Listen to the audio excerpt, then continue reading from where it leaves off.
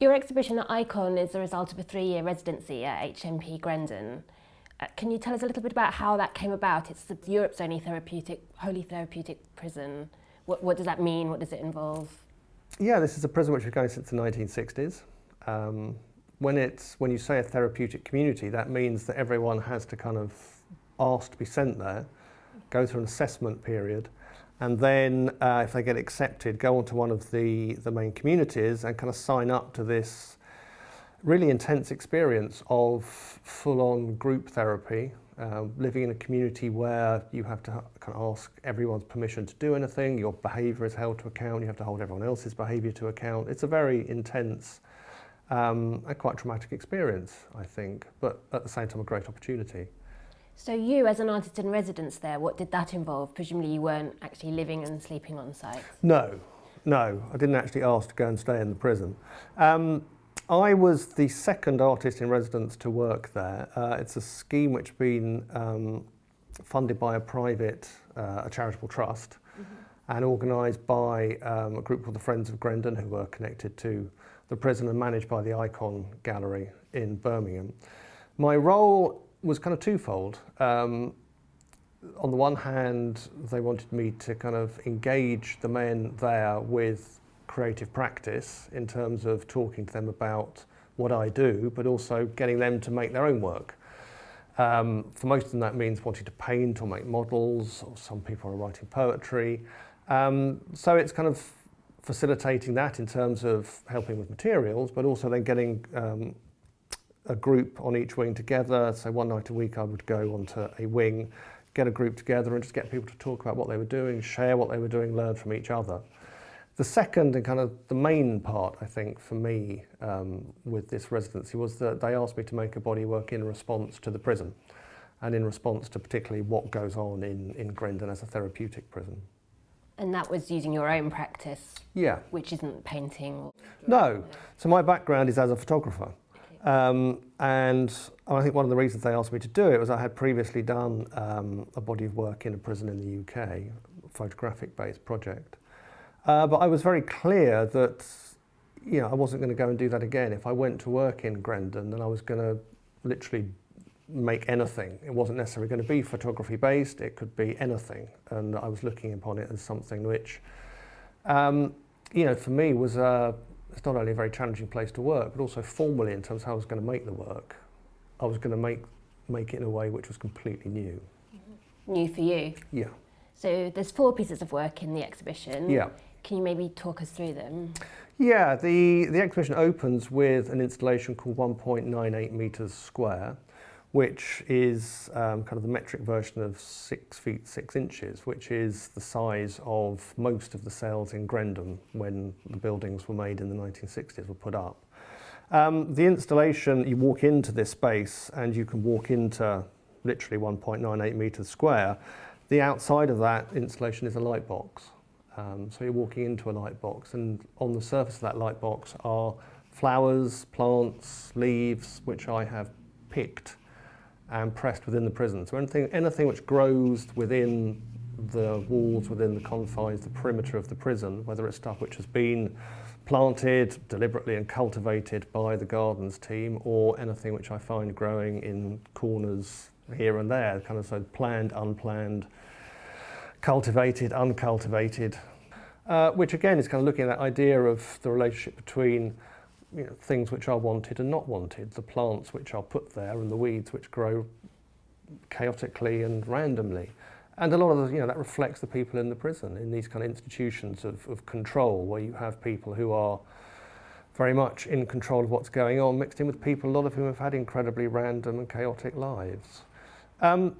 The other element for me, which I thought was really interesting, which is the process of pressing and what that does to the plants themselves. I've never done anything like this before. I have no kind of background in how to do this, so I literally just picked stuff, pressed it between sheets of prison hand towel paper under books. And some of the material kind of rotted, some of the plants rotted, some of them became incredibly dry and fragile. I was just interested in that process of transformation and what that meant, what that kind of did to the material itself. So when I then came to photograph the stuff I pressed, which appears in this other installation, I did it on a light box, so they become translucent. So you can see every fold, every crease, every vein in a flower, every vein in a leaf. You can see the imprint of the tissue paper, the prisoner issue tissue paper on some of the surfaces themselves. So you can really get a sense of the fragility, the delicacy, the incredible delicacy of these beautiful flowers and leaves. And you know,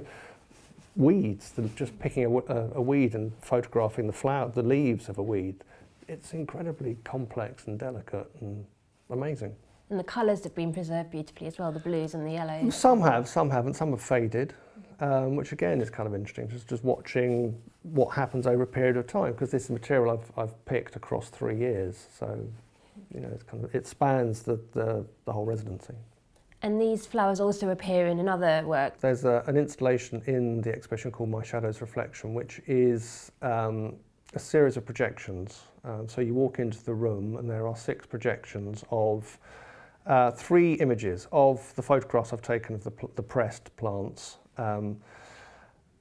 black and white images of architecture from around the prison, very kind of sculptural, looking at the buildings in terms of form and how kind of the rigidity, the formality of kind of the architecture of incarceration kind of comes across, particularly through black and white photography, which again is something I've never done before, so that was another new formal element. And the third part are images I made with the prisoners of themselves, working with a pinhole camera, something I've never used before. That's because I'm not allowed to make images which identify the prisoners. This is a category B prison, it's quite a high security category, and I'm not allowed to make images which show the prisoners, particularly as most of them are life prisoners. Which, you know, there are obvious reasons for security and for them, and also for protection of their victims. But at another level, it kind of speaks of how prisoners are not really seen, are not seen in kind of contemporary media discourse. If they are seen at all, it's really only as kind of stereotypes of you know, monsters, the evil. So I wanted to kind of confront that directly with the work. The work had to be about what you can see, what you can't see, how people, the idea of them as human beings almost stops at the prison wall. So what I did was, and this is kind of a principle which goes through all the work, is kind of try and make work which is shaped by the creative therapeutic processes there and the group therapeutic processes.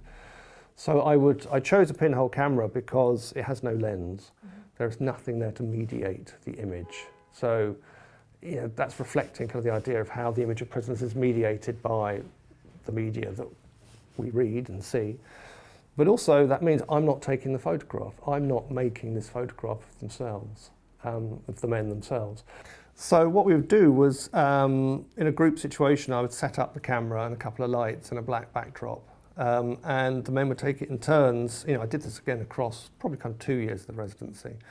Men would take it in turns to stand in front of the camera, and each exposure would be about 6 to 7 minutes long. And during that time, I would ask them questions, and other people in the room would ask them questions about why they're there, about what they've done, about what prison is like, about what the therapeutic process is like.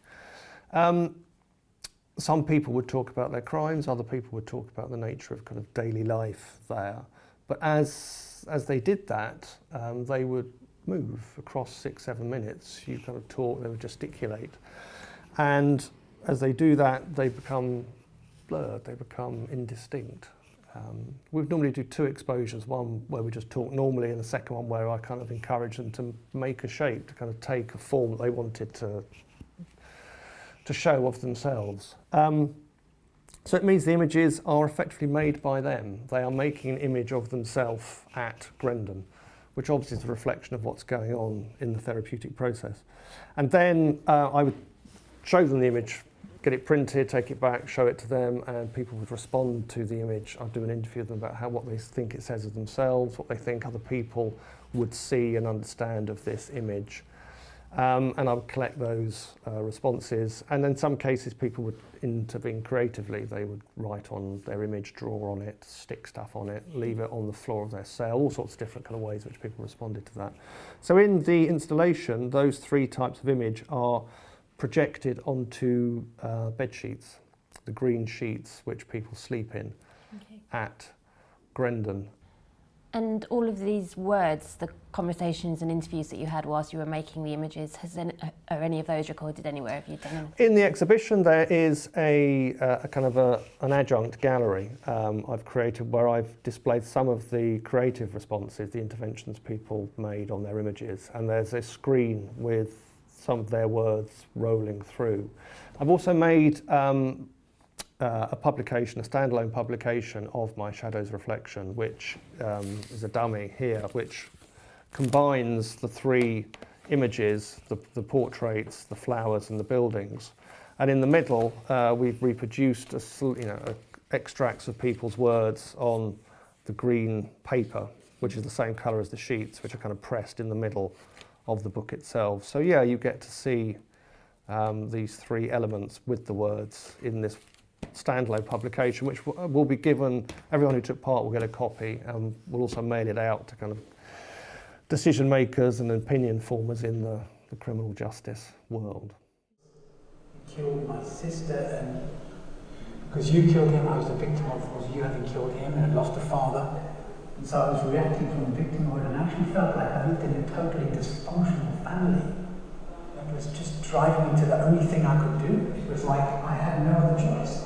It's interesting, isn't it? Because except for Iphigenia, everybody was a victim and a perpetrator, really. Then you've also got a film installation. Yes. The Oresteia it's just over an hour long. Again, it's I have worked with film before, but I've never kind of shot a film myself. I've kind of used elements of film in installations before, but this is the first time I've actually made a full film, and that was again a kind of piece of work shaped by what happens in terms of the therapy at Grendon. There's two kind of key creative therapies. You can also do music, but the two core ones are art therapy and psychodrama. Psychodrama is a process where a group of men will work together with a trained psychodramatist, and each time one of the men is chosen to be sort of the lead person for that session, and they will typically play a victim, and the psychodramatist takes them back to an event, an index crime, and they have to go back through it, and other people in the group then either play characters related to that event or to the life of the key person. And obviously as this process goes through, other men in the group are kind of responding in terms of their own experience. A very intense thing to do. I'm not allowed to attend those sessions, but I wanted in some way to kind of make work which reflected that process. So I was intrigued by how that works, and the idea of you go through that experience and you learn to moderate your behaviour. That's one way of kind of learning empathy and understanding why you did something and how it felt and what it was like for the people involved. And that's very similar to kind of notions of catharsis in classical tragedy, Greek tragedy. That kind of caught my imagination, as did this idea, this relationship between notions of kind of almost acceptable violence we witness in, whether it be popular culture in films, but also in sort of high culture, typically Greek tragedy. And there's one particular play called the Oresteia by Aeschylus, which is this 3-play series about one family kind of destroying itself for reasons of ambition and revenge. So I was interested in trying to kind of bring these two narratives, really, this kind of this element of high culture, and the stories of people at Grendon, of people who are kind of not seen, dismissed, stigmatised, stereotyped.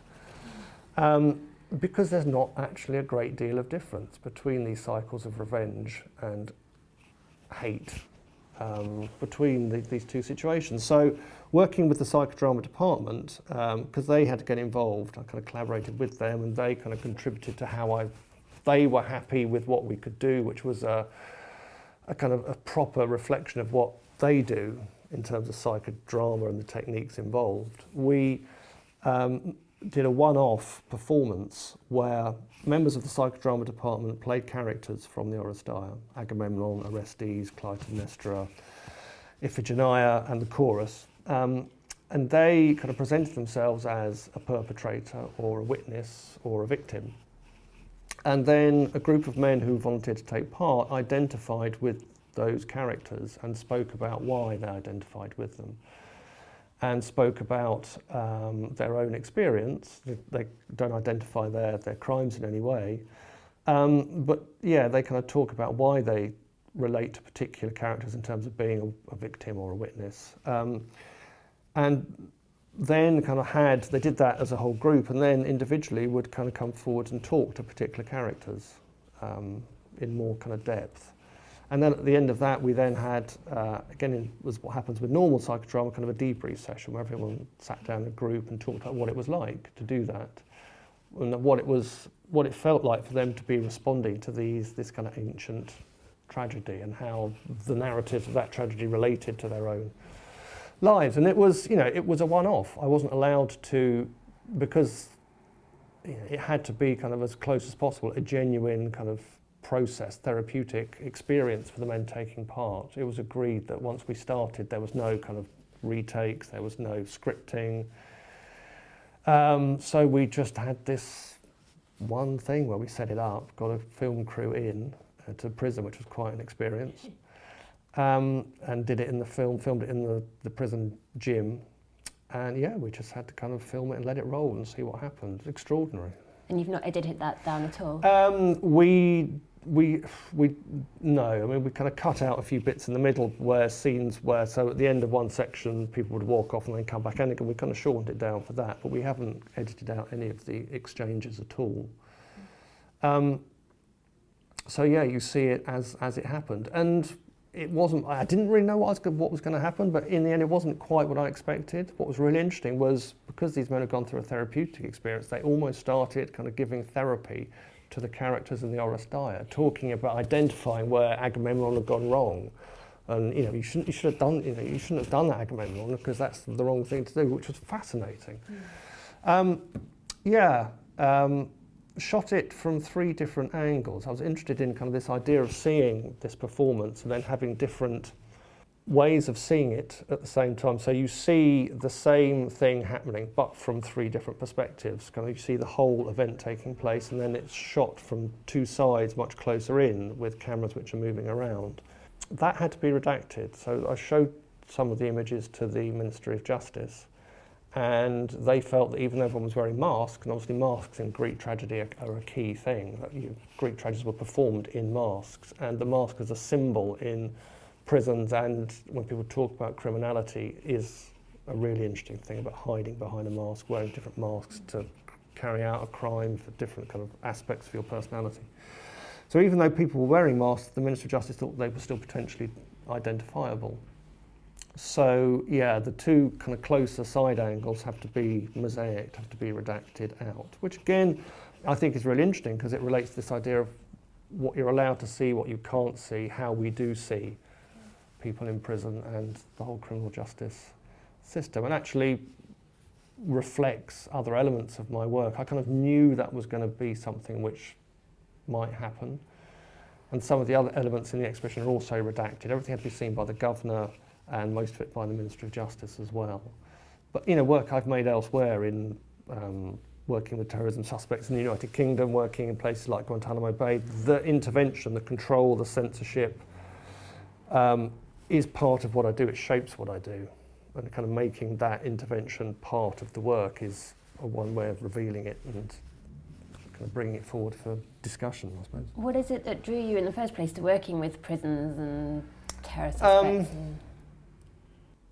Going a long way back, my background was as a photographer, and mainly kind of an editorial photographer. I used to kind of look for stories in a more kind of journalistic sense. And going a long way back, I did a portrait series which was about teenage fatherhood, where I worked with young fathers, and I did a kind of 2-day shoot in a young offenders institution, and that's where I was doing that and talking to someone from the prison service. I found out about a prison in the United Kingdom which had a wing for people who are ageing, and that's the fastest segment of our prison population is the over 60s, which led to my first book, which I shot over kind of a 2-year period. So that's It was more a sort of editorial journalistic interest originally.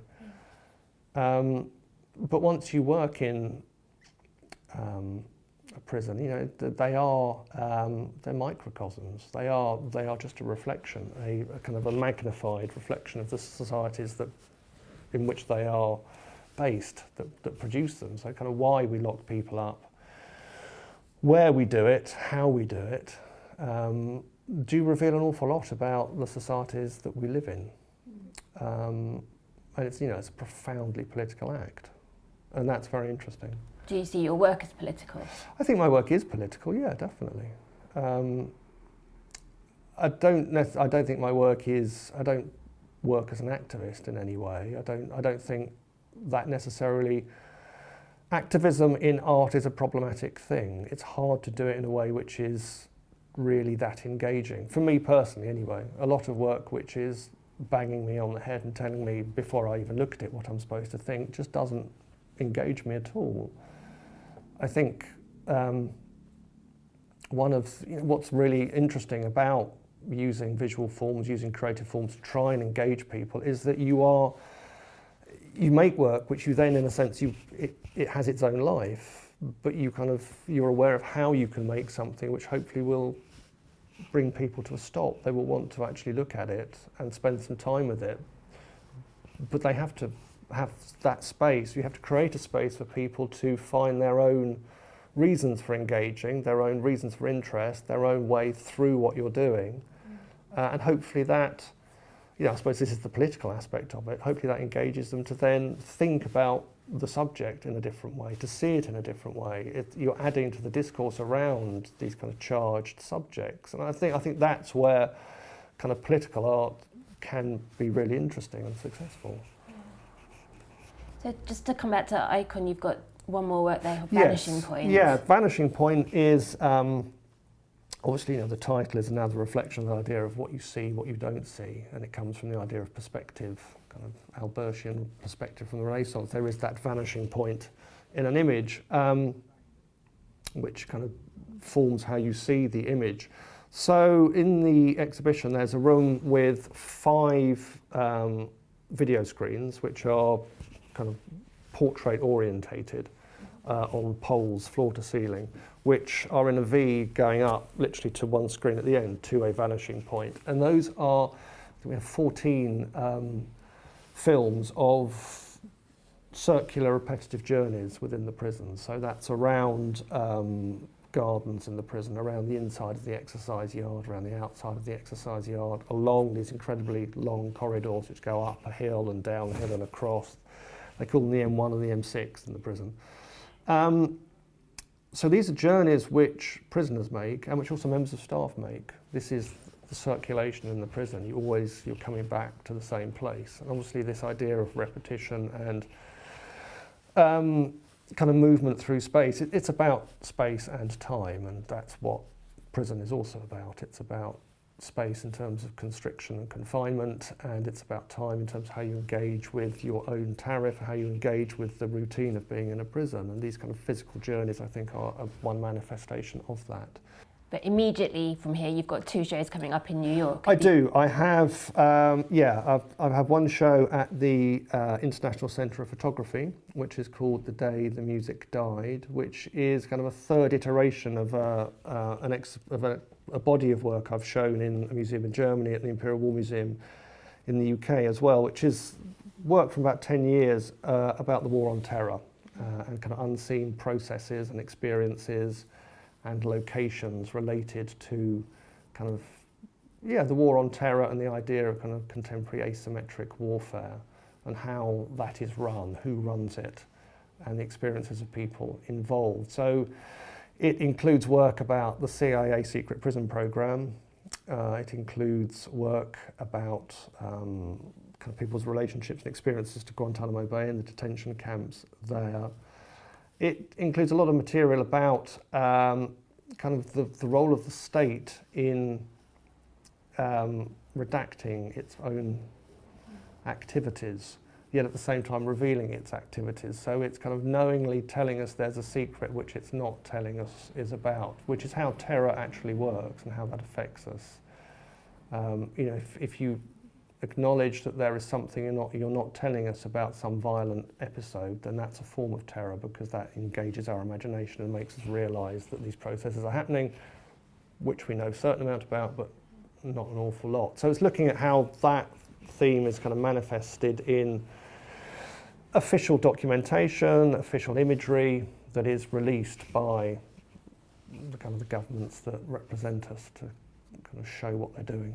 And has any of that work had to be redacted in itself? Yeah, I mean, so working in Guantánamo Bay, your work is redacted on the spot.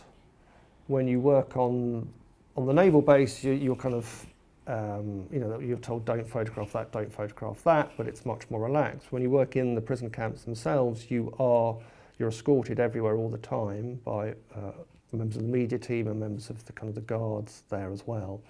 And at the end of every day, you sit down with a security consultant, as they're called, and they go through every photograph that you've taken. And before you've even gone there, you've agreed not to photograph people's faces, not to photograph security cameras, not to film or photograph unmanned watchtowers, not more than one watchtower in an image.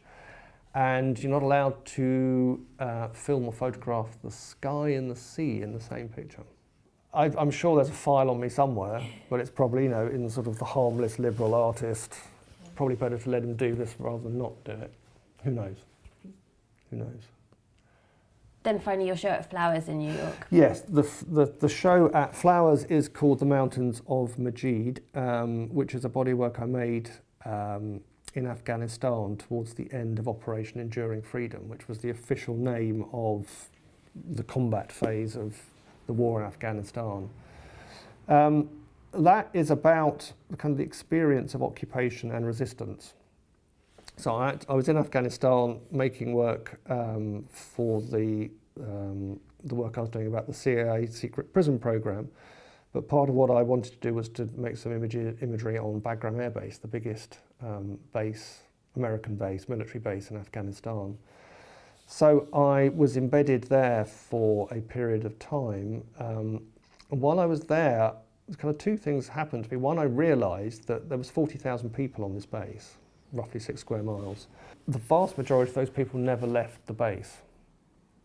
So apart from the special forces teams or the people who patrolled around the perimeter of the base, the rest of them were logisticians, administrators, a lot of private contractors and a lot of people working there for private contractors. And so their experience of the war in Afghanistan was flying into Kabul International Airport, then transiting the plane to bases like Bagram and staying there for 6, 9, 12 months.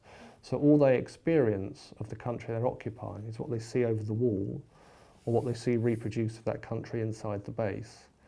And that is kind of an experience which is typical of occupation, where you have these sort of enclaves of an occupier who tends to be technologically much more sophisticated than the people in the country they are occupying. You go back through history, that's kind of quite a common experience. And, you know, Bagram is a high, base of high technology, killing, destruction machinery there. And I'm working with this very sophisticated, state-of-the-art digital camera. So my view of what I see outside is kind of the view of the occupier. And what I could see outside, Bagram is right up by the Hindu Kush, are these mountains which kind of go around 2/3 of the base, which are beautiful, but also in some places quite close and quite threatening. And at different times of day, as the dust comes and the light changes, they disappear and then they come back again. So these mountains I found quite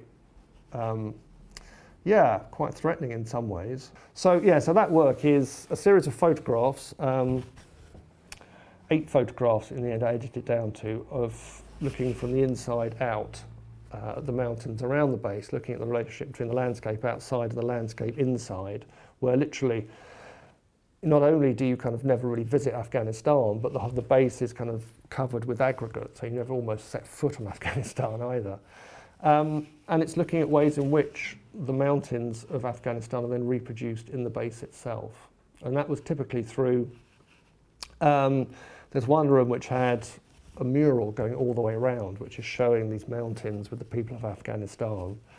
one of the kind of the control rooms of the base. There's sort of propaganda images of a young boy and a soldier with a mountain range in the background.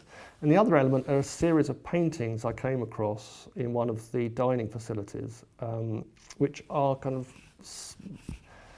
almost idealised landscapes of Afghanistan, of the mountains of Afghanistan, by a painter called Majid. Each one was signed Majid. And I was really interested in what they represent, whether they are kind of idealised landscapes of this man painting his country at a time of discomposition and destruction. They're kind of bucolic, quite, I mean, naive is the wrong word, but they're quite simple images. Or the other idea was, are they kind of painted in that way to appeal to a Western aesthetic? They're almost like postcards in some ways.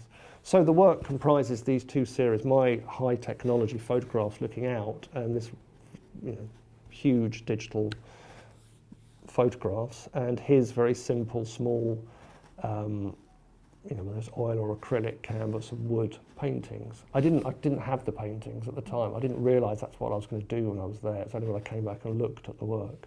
But yeah, so I took this. Razor wire is everywhere. It is one of the physical forms of occupation.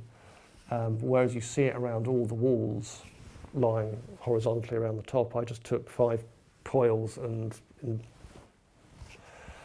kind of tipped them vertically, so you have this column running floor to ceiling of the razor wire of occupation, which I call the victory column of enduring freedom. And it sits on a base of just a white aggregate, these tiny bits of white aggregate that lies on the floor of the base. Bit of a challenge, but I think interesting.